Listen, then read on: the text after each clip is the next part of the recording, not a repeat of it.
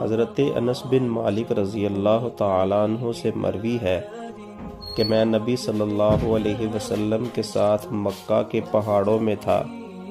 اچانک ایک بوڑھا ایک چھڑی پر سہارا لیے ہوئے ہماری طرف آیا تو نبی صلی اللہ علیہ وسلم نے فرمایا کہ اس کی چال اور گنگناہٹ جنوں جیسی ہے۔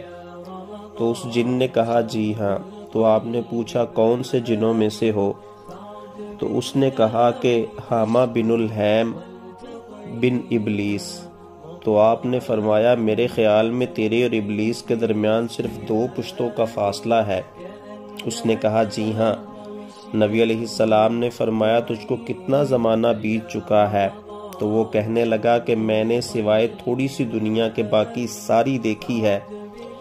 جب حابیل کو قابیل نے قتل کیا تو ان دنوں میں چند سال کا لڑکا تھا۔ میں ٹیلوں پر چڑھتا تھا اور لوگوں کو آپس میں لڑاتا تھا۔ تو نبی علیہ السلام نے فرمایا کہ کتنا برا کام ہے۔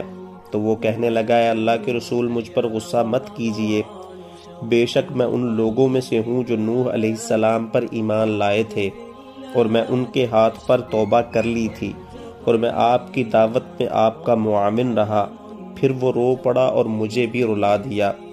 پھر وہ کہنے لگا بے شک میں اللہ کی قسم شرمندہ ہونے والوں میں سے ہوں اور میں جاہل ہونے سے اللہ کی پناہ چاہتا ہوں، اور میں ہود علیہ السلام سے مل کر ان پر بھی ایمان لایا تھا، اور میں ابراہیم علیہ السلام کو بھی ملا ہوں، اور جب ان کو آگ میں ڈالا گیا تو اس وقت میں ان کے ساتھ تھا، اور جب یوسف علیہ السلام کو کنویں میں پھینکا گیا میں اس وقت بھی ان کے ساتھ تھا، اور میں شعیب، موسیٰ اور عیسیٰ علیہ السلام سے بھی ملا ہوں۔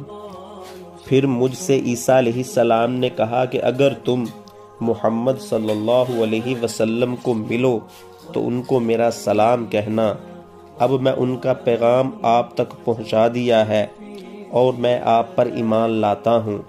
تو نبی علیہ السلام نے فرمایا کہ عیسیٰ علیہ السلام پر سلامتی ہو اور تم پر بھی سلام ہو۔ اے حامہ تجھے کیا ضرورت ہے؟ وہ کہنے لگا بے شک موسیٰ علیہ السلام نے مجھے تورات سکھائی تھی اور عیسیٰ علیہ السلام نے انجیل سکھائی تھی، آپ مجھے قرآن مجید سکھا دیں۔ تو آپ صلی اللہ علیہ وسلم نے اس کو قرآن مجید سکھا دیا۔ ایک اور روایت میں ہے کہ آپ نے اس کو قرآن کی 10 سورتیں سکھائی تھیں۔ حضرت انس بن مالک رضی اللہ تعالیٰ عنہ فرماتے ہیں کہ حضور صلی اللہ علیہ وسلم کا وصال ہو گیا، آپ نے اس جن کی وفات کی ہمیں خبر نہیں پہنچائی اور نہ ہی ہم نے اس کو پھر کبھی دیکھا، تو ہم یہی سمجھتے ہیں کہ وہ ابھی بھی زندہ ہے۔